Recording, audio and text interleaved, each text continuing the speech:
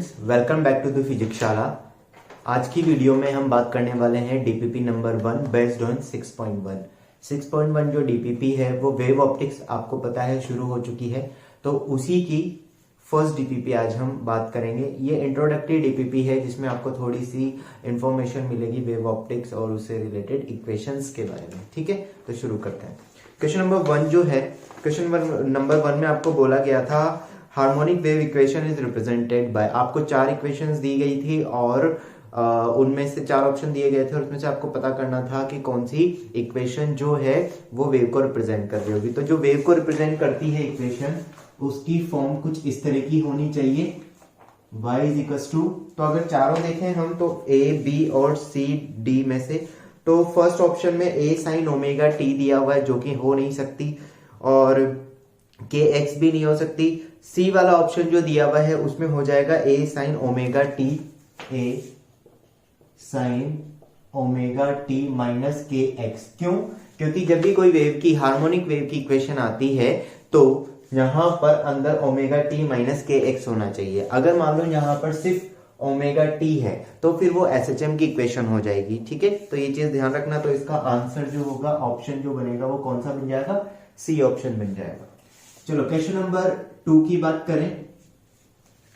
Question number 2 में आपको एक इक्वेशन दी हुई है, y is equal to 10 sin 100t minus 50x। ठीक है, हमें बतानी थी वेव की वेलोसिटी। तो वेव की वेलोसिटी जो निकालते हैं, वेव की वेलोसिटी निकालने का तरीका क्या होता है? v इज इक्वल टू हमारे पास होता है f लैम्डा, है ना, फ्रीक्वेंसी इंटू लैम्डा, या फिर लैम्डा डिवाइडेड बाई टी, क्योंकि आपको पता है फ्रीक्वेंसी को हम 1/t टाइम पीरियड लिख सकते हैं। अब यहां पर एक और, या फिर हम इसको ओमेगा डिवाइडेड बाई के करके भी लिख सकते हैं। ये चीज आप ध्यान रखना कैसे, क्योंकि यहां पर एक चीज जो हमें पता है कि 2π/t एंड k जो होता है वो 2π लैम्डा होता है। तो आप इससे जब सॉल्व करोगे तो ये सिचुएशन भी आ जाएगी, तो आप ये वाला फॉर्मूला भी यूज कर सकते हो। अब जब इक्वेशन दी गई है तो हमारे पास ओमेगा भी है और k भी है, तो यहां से ओमेगा उठा लेंगे तो ओमेगा कितना हो जाएगा 100, और यहां से k उठा लेंगे तो ये हो जाएगा 50। ठीक है, हमें सिर्फ मैग्नीट्यूड वेलोसिटी का मैग्नीट्यूड बताना है। यहां पर चाहे प्लस हो या माइनस हो उससे कोई फर्क नहीं पड़ता, हमें वेव की वेलोसिटी का मैग्नीट्यूड यहां पर बताना है। तो कितनी हो जाएगी? 100 डिवाइडेड बाई 2 मीटर पर सेकेंड। ठीक है, तो उससे ये पता लग जाता है। अच्छा, ये माइनस का साइन और प्लस के साइन में सिर्फ इतना सा डिफरेंस है कि अगर आपके पास यहाँ पर x के आगे माइनस का साइन है, इसका मतलब वेव पॉजिटिव x डायरेक्शन में चल रही है। ध्यान से सुनना, अगर ये x है, इस x के सामने अगर नेगेटिव साइन है, इसका मतलब वेव पॉजिटिव डायरेक्शन में जा रही है, और अगर इस x के सामने प्लस का साइन है, इसका मतलब वेव नेगेटिव डायरेक्शन में जा रही है। अब यहाँ पर x की जगह x लिखा हुआ है, इसका मतलब ये x डायरेक्ट x एक्सिस के अलोंग चल रही है ना। और अगर यहाँ y होता है, इसका मतलब ये वेव जो है वो y एक्सिस के अलोंग चल रही है, z होता तो z के अलोंग चल रही है। ठीक है, चलो, तो इसका ऑप्शन जो बन जाएगा वो बन जाएगा डी। इसके बाद क्वेश्चन नंबर 3। क्वेश्चन नंबर 3 में बोला गया है आपको फ्रीक्वेंसी है 60 हर्ट्ज, फ्रीक्वेंसी आपको 60 हर्ट्ज दी हुई है, आसान सा क्वेश्चन है, और इसकी जो वेवलेंथ है वो आपको दी हुई है 20 सेंटीमीटर। 20 सेंटीमीटर मतलब 0.2 मीटर हो जाएगी। तो हमें वेव की वेलोसिटी बतानी, तो वेलोसिटी हम कैसे लिख सकते हैं? f इंटू लैम्डा, f की वैल्यू है 60 और ये 0.2, तो ये कितना हो जाएगा? 12 मीटर पर सेकेंड। तो इसके जो ऑप्शन हो जाएंगे वो कितना हो जाएंगे? सी इसका ऑप्शन यहां पर बनकर आ जाएगा। ठीक है, चलिए क्वेश्चन नंबर 4 दिया हुआ है, लाइट वेव इज और फिलिंग द ब्लैंक्स दिया हुआ है, मतलब एक खाली जगह दी हुई है और 4 ऑप्शन दिए हुए हैं। तो लाइट वेव बेसिकली किस टाइप की वेव होती है? लाइट वेव जो होती है वो एक इलेक्ट्रोमैग्नेटिक वेव होती है, यानी कि वो एक, अब इलेक्ट्रोमैग्नेटिक वेव जितनी भी है उन सबको नॉन मैकेनिकल वेव बोलते हैं। तो यहाँ पर ऑप्शन दिए हुए हैं, A mechanical wave, B non mechanical wave, C cosmic wave और डी नन ऑफ दीज। तो कॉस्मिक वेव का एक अलग कॉन्सेप्ट है, ठीक है ना। तो यहाँ पे बेसिकली हमें कौन सा यूज करना है?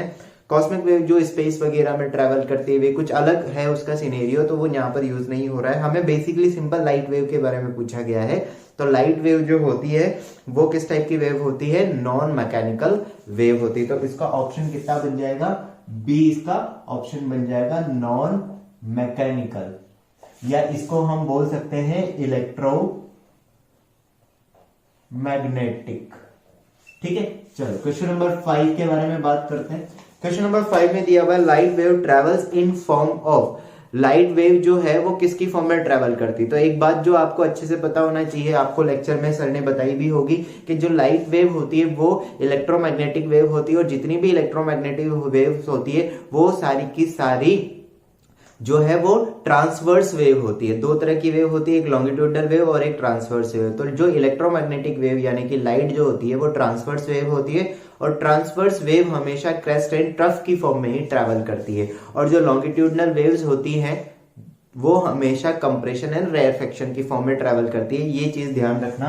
तो लाइट जो है वो क्रेस्ट एंड ट्रफ की फॉर्म में ट्रैवल करेगी, तो यहां पर ऑप्शन बी हो जाएगा, क्रेस्ट एंड ट्रफ की फॉर्म में ट्रैवल करेगी। देखिए क्वेश्चन नंबर 6 की बात करते हैं। क्वेश्चन नंबर 6 में आपको इस तरह के दो डायग्राम दिए हुए हैं।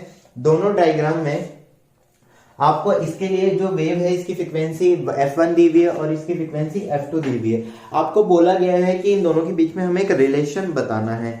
तो रिलेशन कैसे निकलेगा, अब देखो यहां पर आपको कुछ लिखा हुआ नहीं है कि ये 1 सेकेंड है, 2 सेकेंड है, 3 सेकेंड है। तो आप चाहो तो इसे t सेकेंड भी मान सकते हो, लेकिन मेरा सजेशन है कि इस तरह आप यहाँ पर, क्योंकि t सेकेंड भी मानोगे तो भी कंपेयर करने में उतना ही वो सारा टाइम हो जाएगा, मतलब वही सारी चीज आ जाएगी, तो कोई दिक्कत नहीं है। आप चाहो तो इसे 1 सेकेंड ले लो। तो मैं इसे 1 सेकेंड मान लेता हूं। तो 1 सेकेंड मानूंगा तो यहाँ f1 की डायरेक्ट वैल्यू आ जाएगी। कितने साइकिल कंप्लीट हो रहे हैं, 3 साइकिल कंप्लीट हो रहे हैं, और यहाँ पर 2 साइकिल कंप्लीट हो रहे हैं। तो ये 3 हर्ट्ज और ये 2 हर्ट्ज। अगर इन केस आप यहाँ t मानते तो यहाँ पर फ्रीक्वेंसी क्या हो जाती, सिंपल सी बात है, यहाँ पर फ्रीक्वेंसी में कोई ज्यादा डिफरेंस नहीं आता। फिर आपको यहाँ पर टाइम पीरियड लेना होता है t। अगर आपने यहाँ पे स्मॉल t टाइम पीरियड मान लिया होता सपोज, तो और ये टाइम पीरियड कैपिटल T होता, तो आप यहाँ पर कुछ नहीं करते, यहाँ 3t लिख देते और कुछ नहीं करते। ठीक है ना, कोई दिक्कत वाली बात नहीं। पर मेरा सजेशन जो है वो ये है कि यहाँ पर अब इन दोनों को कंपेयर कर लेते हैं। f1 डिवाइडेड बाई f2, तो 3/2, तो ये वैल्यू कितनी हो जाएगी, f1 डिवाइडेड बाई f2 3, तो ये 3/2 f2। तो इसके जैसा जो ऑप्शन मिल रहा है वो है सी ऑप्शन। तो इसका कितना ऑप्शन हो जाएगा, सी ऑप्शन इसका हो जाएगा। ठीक है, चलो आगे बढ़ते हैं। फिर क्वेश्चन नंबर 7 बोला गया है एक रिलेशन आपको एम्पलीट्यूड और इंटेंसिटी के, वेव के एम्पलीट्यूड और इंटेंसिटी के बीच में बताना है। तो वेव के एम्पलीट्यूड और इंटेंसिटी के बीच का रिलेशन ये होता है। तो उसमें से ऑप्शन देख लो कौन सा बन जाएगा, बी ऑप्शन इसका निकल कर आ जाएगा। इसके बाद क्वेश्चन नंबर 8 की अगर बारी लें हम, तो क्वेश्चन नंबर 8 में आपको क्या दिया हुआ है, आपको दिया हुआ है वेवलेंथ है 600 नैनोमीटर की, यानी कि 600 इंटू 10⁻⁻9 मीटर की। और आपको बोला गया है वैक्यूम में लाइट वेव की वेवलेंथ है, वैक्यूम में ट्रेवल करती है, तो इसकी फ्रीक्वेंसी हमें बतानी है। हमें क्या बतानी है, फ्रीक्वेंसी बतानी। लाइट है तो लाइट की वेलोसिटी वैक्यूम में 3 इंटू 10⁸ मीटर पर सेकेंड होती है। तो हम यूज कर लेते हैं c equal to F lambda. तो यहां पर c की वैल्यू 3 इंटू हम यूज करते हैं, तो ये यहां बनेगा c की value 3 into 10⁸ equal to f, और लैम्डा की जगह आ जाएगा 600 इंटू 10⁻⁹। ठीक है, जब आप इसको सॉल्व करोगे तो आपके पास जो फ्रीक्वेंसी निकल कर आएगी वो निकल कर आएगी 5 इंटू 10⁻14 हर्ट्ज। ठीक है, तो इसका जो ऑप्शन बनेगा वो कितना बन जाएगा, सी ऑप्शन आपके पास यहां पर इसका निकल कर आ जाएगा। क्वेश्चन नंबर 9 में जो है आपको एक टाइम पीरियड दिया हुआ है, आपको बोला हुआ है 10⁻⁻5 सेकेंड। ठीक है, और आपको एंगुलर फ्रीक्वेंसी पूछी गई है। एंगुलर फ्रीक्वेंसी, एंगुलर वेलोसिटी हम बोलते हैं ओमेगा को। ये चीज याद रखना, 2π डिवाइडेड बाई t या 2πf। और एंगुलर फ्रीक्वेंसी, एंगुलर वेलोसिटी की जो यूनिट होती है वो होती है रेडियन पर सेकंड। ये आपको ध्यान रखनी है। सिंपल वेलोसिटी की होती है या लीनियर वेलोसिटी की होती है मीटर पर सेकंड। जो हम सिंपली बोलते हैं ना वेलोसिटी, उस वो एक्चुअली लीनियर वेलोसिटी होती है।